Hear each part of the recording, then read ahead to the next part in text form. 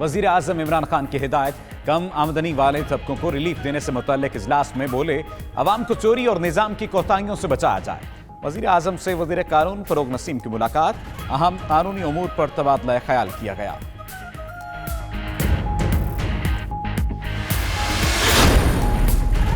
Darren Sami को एजाजी शहरियत देना अच्छी बात है। इमरान खान ने इन्हीं खिलाड़ियों को रेलू कट्टा कहा था। मुशाहिदुल्लाह खान का सेनेट इजलास में इजहार ख्याल, कहते हैं काबीना में बैठे लोग असल रेलू कट्टे हैं। वजीर खजाना 300 में मिलने वाला टमाटर 17 रुपए में बेचते रहे, अब तो PSL मैचेस में भी चीनी चोर के नारे लग गए हैं।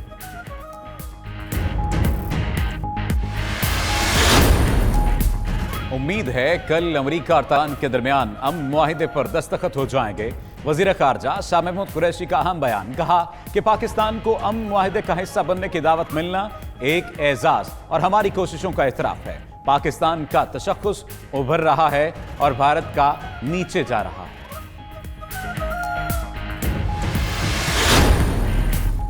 लाहौर हाईकोर्ट ने प्लास्टिक बैग्स इस्तेमाल करने वाले स्टोर को आखिरी मोहलत दे दी। सॉफ्ट ड्रिंक कंपनीज और बेकरी मालिकान प्लास्टिक बैग्स का इस्तेमाल तर्क करने का बयान हल्फी दें तो उन्हें सिर्फ 7 रोज का वक्त दिया जाए। बसूरत दीगर बेकरी को सरबमोहर कर दें। प्लास्टिक बोतलों में पानी की फरोख्त पर निजी कंपनीज को भी नोटिस जारी। इस्लामाबाद हाई कोर्ट ने निजी स्कूल्स को अपनी मर्जी से फीसें बढ़ाने से रोक दिया। निजी स्कूल्स की फीसों के तयन का इख्तियार पैरा को दे दिया गया। इस्लामाबाद हाई कोर्ट ने हिदायत की कि पैरा निजी स्कूल्स की फीसों के तयन के लिए सुप्रीम कोर्ट के फैसले से रहनुमाई ले। पैरा स्कूल इंतजामिया और बच्चों के वालिदैन को सुनकर 2 हफ्तों में फैसला करे।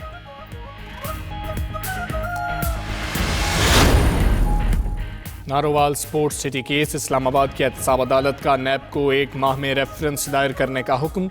एहसन इकबाल ने अदालत के रूबरू कहा कि इनको अच्छे काम करने की सजा दी जा रही है, हमारी हाजिरियां लगवाई जा रही हैं, माफिया आज़ाद फिर रहा है। रेफरेंस उनके खिलाफ दायर किया जाए जिन लोगों ने स्पोर्ट्स सिटी को उजाड़ा।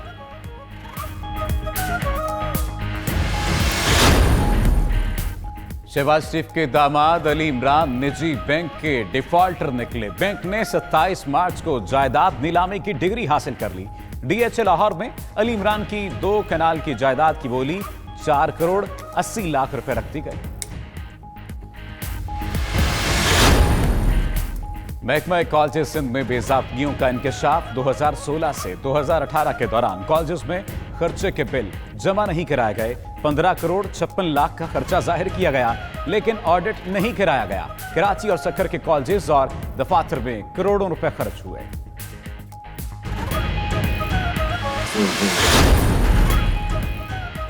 इस्लामाबाद, रावलपिंडी और अटक में तेज आंधी और बारिश। मरी, जहलम, मियां वाले समेत पंजाब के कई शहरों में बादल बरसे।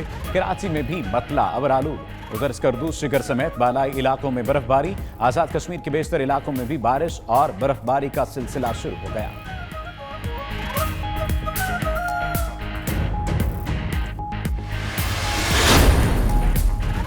पाकिस्तान सुपर लीग में आज फिर सज गया मुल्तान का मैदान। कराची के किंग्स और मुल्तान के सुल्तान्स में बड़ा टाकरा।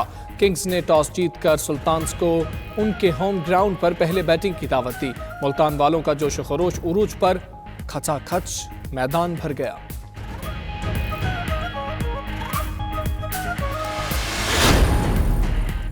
रावलपिंडी में मतला बरालूद रहेगा या क्रिकेट आलूद। लाहौर कलंदर्स और पेशावर ज़ल्मी का मैच बारिश की वजह से मुतासिर होने का खदशा।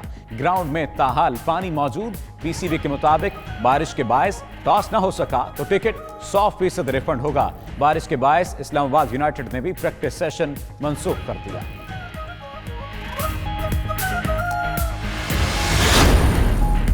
लाहौर कलंदर्स आज मैच ना जीते तो रेलवे ट्रैक बंद कर देंगे। मुसलसल शिकस्तों से मायूस मद्दाहों ने अनोखी धमकी दे दी। बिहाड़ी में शहरियों का खिलाड़ियों से आज का मैच हर सूरत जीतने का मुतालबा। कहते हैं लाहौर कलंदर्स ने इस बार भी मायूस किया।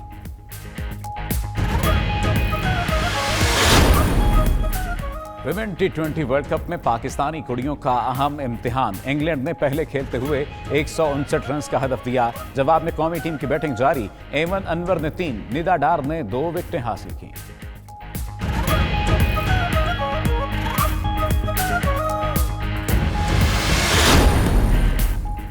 बॉक्सर आमिर खान का 19 मार्च को पाकिस्तान में पहली आलमी बॉक्सिंग लीग कराने का ऐलान। प्रेस कॉन्फ्रेंस में कहा कि इस्लामाबाद में 8 प्रोफेशनल फाइट्स होंगी, आलमी बॉक्सर भी आएंगे, चाहते हैं अवाम और हुकूमत हमें सपोर्ट करें। आमिर खान ने पाकिस्तानी बॉक्सर उस्मान वजीर को मुस्तकबिल का बॉक्सिंग चैंपियन करार दे दिया।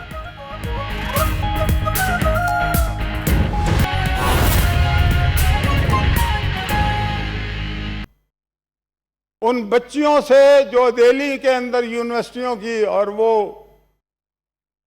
बाग, शाहीन बाग, वहाँ औरतें देखें। आपको पता है कि वहाँ पे शाहीन बाग से जो बंदा जीता है उसका नाम है अमानुल्लाह खान। वहाँ पे 2 लाख मुसलमान रहते हैं और कुछ थोड़े बहुत हिंदू भी रहते हैं। 1,57,000 वोट पड़े हैं अमानुल्लाह खान को। आप पार्टी के टिकट पे लड़ा वो, और जो मुकाबले में था उनका इसका ये जो आरएसएस की पार्टी है, कौन सी वहाँ पे, बीजेपी, 58 या 57,000 वोट उसको मिले। तो उस बाग में औरतें बैठी हैं जनाब चेयरमैन, तो हमें उनके साथ उनको सिर्फ यकजहती का इजहार नहीं करना, उनकी जुर्रत और अजमत को सलाम नहीं पेश करना, खाली हम उनके साथ हैं। हम एक उम्मा की हैसियत से, हम एक पाकिस्तानी तो बाद में है, पहले मुसलमान हैं। मुसलमानों का अगर कहीं खून बहेगा तो इसका मतलब है हमारे जिस्म को तकलीफ हो रही है। उस तकलीफ को इस हुकूमत को भी महसूस करना चाहिए और हम उनके साथ हैं इस इशू पे।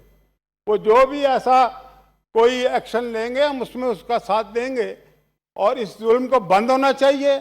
हम पहले कश्मीर की बात करते थे कि वहाँ पे 96,000 से ज़्यादा लोगों को शहीद कर दिया गया है, वहाँ पे लोगों को अंधा कर दिया गया, हज़ारों लोगों को वहाँ पे ज़ख्मी कर दिया गया है और कोई पूछ परतीत नहीं है। 208 दिन हो चुके हैं वहाँ पे। कश्मीर बिल्कुल बंद है, वहाँ पे कर्फ्यू लगा हुआ है। कोई मतलब कि ये दुनिया क्या कर रही है? दुनिया को मैं पैगाम देना चाहता हूँ कि ये आग जो है ये फैलना शुरू हो जाएगी अगर आप इसको रोकेंगे नहीं। और ये जो इंडिया के अंदर आग लगी हुई है, ख़ास तौर से जो वो जवान लोग हैं, वो है ना कि ये जवान आग जो हर शहर में लहराई है, तीरगी देख के इस आग को भाग उठी है। और कब तक इससे बचाओगे तुम अपने दामा, ये जवां आग जला देगी तुम्हारे ऐवां। तो ये न समझें कि ये जो बच्चियां नारे लगा रही हैं या आप उन पे जुल्म कर रहे हैं या उनका खून बहा रहे हैं या उन पे तलवारें और खंजर बरसा रहे हैं, ये रायगा नहीं जाता कभी खून। वह खून फिर खून है, 100 शक्ल बदल सकता है। ऐसी शक्लें कि मिटाओ तो मिटाए न बने, ऐसा नारा कि दबाओ तो दबाए न बने, ऐसा शोला कि बुझाओ तो बुझाए न बने। मैं सिर्फ इस हुकूमत से आखिर में फिर ये दोबारा गुजारिश करना चाहता हूँ कि इस पे कोई संजीदगी के साथ एक्शन ले और ऐसा एक्शन होना चाहिए कि पता लगे कि पाकिस्तान उम्मत मुसल्लमा की क़यादत करने वाला मुल्क है। मैं आप जिस तरह से मुझे देख रहे हैं, बड़ी मेहरबानी, आपकी आंखों की मैं रोशनी की ताब नहीं ला सकता, इसलिए बड़ी मेहरबानी, थैंक यू। कि ताकतवर लोगों को आप मजीद ताकतवर करें और बड़े लोगों को आप मजीद बड़ा बनाएं और गरीब जो है वो सिस्कियां ले लेके जिंदगी गुजारे, ये मुमकिन नहीं है।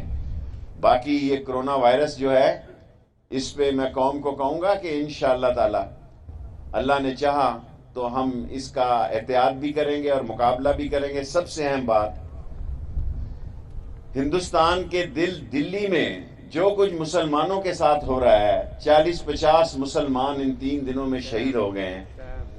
मस्जिदों को शहीद किया जा रहा है, मकबरों को शहीद किया जा रहा है, कुरान करीम को आग लगाई जा रही है। मैं सुपर पावर से कहूँगा और ख़ास तौर पर अमेरिका से कहूँगा कि वो इस सूरत हाल का नोटिस ले, और अगर ये आग फैल गई तो दुनिया में मुसलमान और नॉन मुस्लिम के दरमियान एक बहुत बड़ा फासला आ जाएगा। और वो हिंदू स्टेट जो आज हिंदू स्टेट बनी है, जो सेकुलर थी, जो लिबरल थी, आज वो इंतहा पसंदों की तर्जमान बन चुकी है। और मोदी सरकार में सारा हिंदुस्तान ही कश्मीर बन गया है। सिर्फ कश्मीर ही चंद 100 200 कुछ दिनों के लिए नहीं, बल्कि अब तो यूपी, सीपी, मेरठ, दिल्ली और कानपुर और ये सारे इलाके मुसलमानों के, वहाँ जिस तरह मुसलमान रात को जाग कर अपनी जवान बच्चियों की हिफाजत कर रहे हैं, ये पाकिस्तान के लिए बड़ा लम्हा फिक्री है और हम इस बात को सारी दुनिया में उठाना चाहते हैं। मैं मियां लतीफ़ साहब को एक दफ़ा फिर मुबारकबाद देना चाहता हूँ।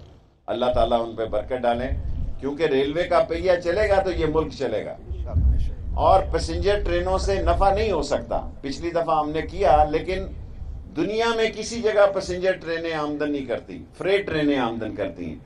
5 नए बनाएंगे जी इस तरह। 2 तो तकरीबन मेरा ख्याल, एक तो इन्होंने आज शुरू कर दिया, एक का इनको मैंने 50% कंडीशन के तहत ऑफर की है। 2 और जो है कुंदिया में भी और इंशाअल्लाह ताला जिया बग्गा का भी। सुबह डीएस लाहौर मुझे नजर नहीं आ रहे थे तो यहाँ गए।